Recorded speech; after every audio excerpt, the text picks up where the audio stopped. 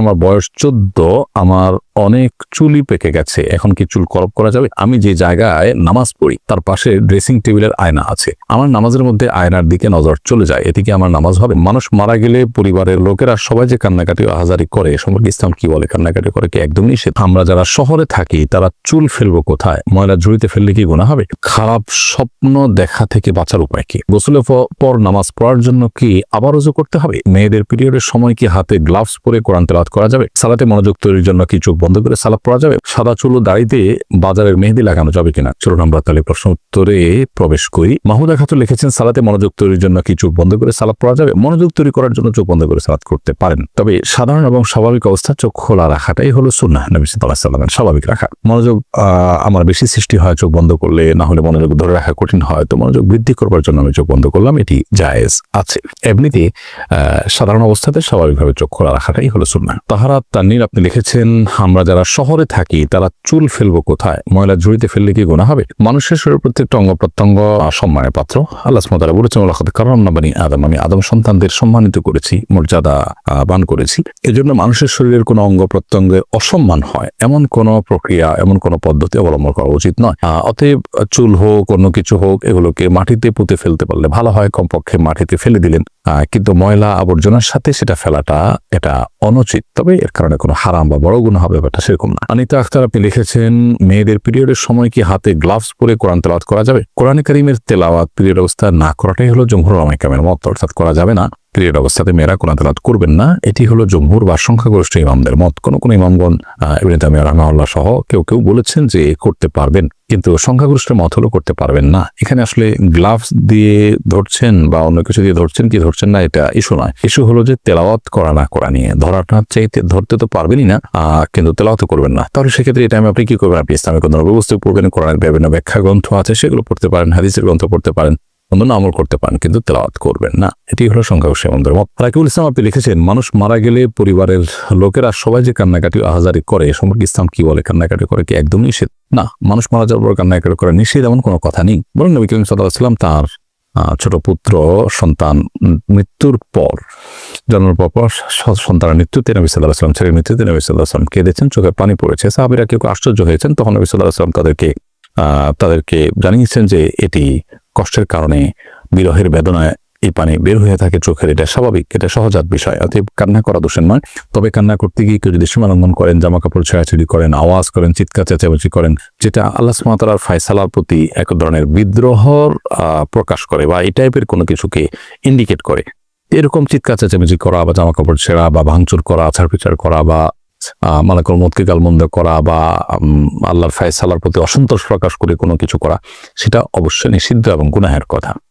অতএব সে বিষয়ে আমাদেরকে সাবধান এবং সতর্ক থাকতে হবে। খারাপ স্বপ্ন দেখা থেকে বাঁচার উপায় কি? অনেক সময় মানুষ দুঃস্বপ্ন বা যে স্বপ্ন দেখে মানুষ ভড়কে যায়, ভয় পেয়ে যায়, এগুলোর সময় শারীরিক দুর্বলতার কারণে হয়, মানসিক অবসাদগ্রস্ত থাকার কারণে হয়। অতএব সেটি যেন না হয় সেটি খেয়াল করা দরকার। অনেক সময় নির্ঘুম থাকার কারণে, অল্প ঘুমালে বা সামান্য ঘুমানোর সময় এই ধরনের পরিস্থিতি তৈরি হয়। এটার নানা গবেষণা আছে, আপনি একটু খুঁজে দেখতে পারেন। আর এর বাইরে অর্থবহ স্বপ্ন যেগুলো মনে হচ্ছে যে ইঙ্গিতমূলক এবং সেটি দেখে আমি ভড়কে যাচ্ছি, তাহলে এরকম স্বপ্ন যেন না দেখি, তার জন্য আসলে বিশেষ কোনো উপায় আছে বলে আমার জানা নেই। তবে আপনি যেটি করতে পারেন, তাহলে এই ধরনের স্বপ্ন দেখার পর সুন্নাহ এর আলোকে বাম পাশে আপনার যে অবস্থায় থাকেন সে অবস্থা, আপনার হাতের বাম পাশে আপনি প্রতীকী থুথু ফেলবেন 3 বার, হালকা হালকা করে ঠোঁটের আগায় আপনি 3 বার থুথু করে আপনি প্রতীকী থুথু ফেলবেন। এর বাইরে আমানতু বিল্লাহি ওয়া রাসূলিহি পড়বেন এবং সম্ভব হলে সুযোগ থাকলে 2 রাকাত সালাত আদায় করবেন এবং সেই শব্দ মানুষের কাছে বলে বেড়াবেন না। এগুলো হলো দুঃস্বপ্ন বা খারাপ স্বপ্ন দেখার পর করণীয়। মিনহাজ রহমান আপনি লিখেছেন, গোসলের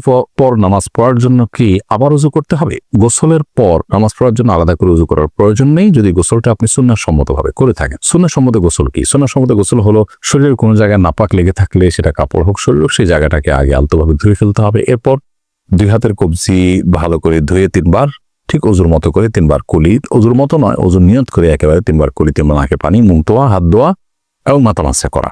এরপরে পুরো শরীরে পানি ঢেলে আপনি গোসল শেষে 2 পায়ের গোড়ালি পর্যন্ত ধুয়ে আপনি চলে আসলেন। তাতে আপনার ওযু দিয়ে গোসল শুরু হলো, গোসল শেষ, ওযুর শেষ কাজটা পাও ধুয়ে আপনি বের হয়ে চলে আসলেন।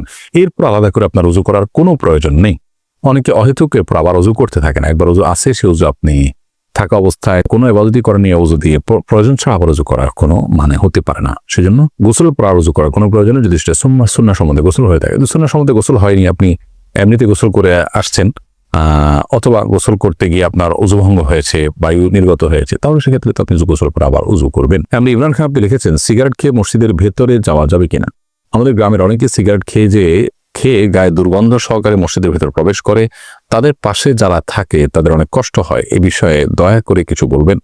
ভাই ইমরান খান, সিগারেট খেয়ে মসজিদের ভেতরে যাওয়া বা ধূমপান করে মসজিদের ভিতরে যাওয়া এর মানে হলো আমাদের মুখে যে দুর্গন্ধ হয় সেই দুর্গন্ধটা নিয়ে মসজিদে প্রবেশ করা। আর এতে মানুষজন যেমন কষ্ট পাবে, ঠিক একইভাবে মসজিদে ফেরেশতাদের অবস্থান থাকে, তারাও কষ্ট পান। নবী করিম সাল্লাল্লাহু আলাইহি ওয়াসাল্লাম বলেছেন, তাতাআদ্দাল মালাইকাতু বিমা ইয়াতাআদ্দা বিহি বানু আদম। আদম সন্তানরা যে সমস্ত বিষয়ের কারণে কষ্ট পায়, ফেরেশতারা একই বিষয়গুলোতে কষ্ট পান। সেজন্য আমরা মসজিদে গিয়ে ফেরেশতাদের কষ্ট হতে পারে এরকম কোনো কাজ করা উচিত নয়, মানুষের কষ্ট হতে পারে কোনো কাজ করা উচিত নয়। এই জন্য কেউ যদি ধূমপান করে থাকেন সেটা তো এমনিতেই গুনাহের কথা, তারপর ধূমপান করে মসজিদে তিনি যেতে হবে, নামাজ তো পড়তেই হবে, সেক্ষেত্রে তাকে ওযু করে মুখ ধুয়ে পরিষ্কার করে কুলি করে ভালো করে মুখের দুর্গন্ধ দূর করে নিয়ে তারপরে মসজিদে প্রবেশ করা উচিত। যদি একান্ত দুর্গন্ধ দূর করতে নাও পারেন, তার চেষ্টা থাকতে হবে অন্তত যে আমি কুলটুলি করে দুর্গন্ধ দূর করব, এরপর তিনি মসজিদে প্রবেশ করবেন। সেরিনা আক্তার আপনি ইউটিউব চ্যানেল থেকে আমাদের প্রশ্ন করেছেন, আমার বয়স 14, আমার অনেক চুলই পেকে গেছে, এখন কি চুল কলপ করা যাবে? চুল পেকে গেলে আপনি লাল কালার করতে পারেন, সেটা নিশ্চয়ই দেখতে অসুন্দর দেখায় না। সচরাচর 2-4টা চুল পাকলে সামান্য ওইটুকু চুল লাল কালারের পর সুন্দরই লাগে। নবী করিম সাল্লাল্লাহু আলাইহি ওয়াসাল্লাম সাদা চুলকে অন্য কালার পরিবর্তন করতে বলেছেন, তবে কালোকে পরিহার করতে বলেছেন। তিনি বলেছেন তোমরা কালো কালার থেকে বেঁচে থাকবে। এই জন্য কালো কলপ দিয়ে আপনি চুলের কালার পরিবর্তন করবেন না। মারিয়াম জাহান সীমা লিখেছেন, আমি যে জায়গায় নামাজ পড়ি তার পাশে ড্রেসিং টেবিলের আয়না আছে, আমার নামাজের মধ্যে আয়নার দিকে নজর চলে যায়, এতে কি আমার নামাজ হবে? আমরা যখন সালাত আদায় করব তখন এমন কোনো কিছু আমাদের দৃষ্টি সীমানার মধ্যে থাকা উচিত নয় যা আমাদের সালাতের মনোযোগকে নষ্ট করে, সালাতের মনোযোগে ব্যাঘাত সৃষ্টি করে।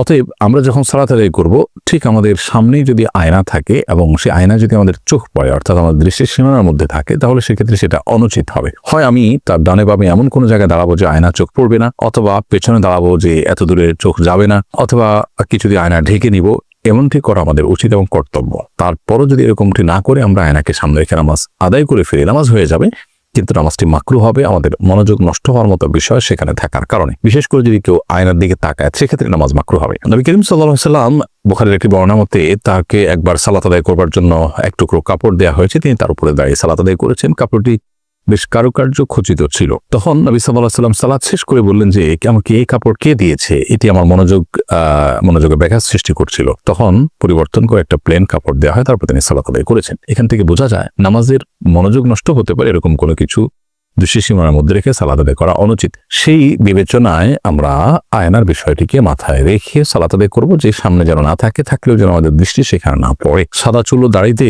বাজারের মেহেদি লাগানো যাবে কিনা? যাবে। বাজারে যে আর্টিফিশিয়াল মেহেদি আছে লাগানো যাবে, যদিও এটা উপর দিয়ে মনে হয় যে আলাদা প্রলেপ তৈরি হয়, তারপর এটি লাগানো যাবে, কারণ এই প্রলেপটা আসলে কেমিক্যালের কারণেই মনে হয়।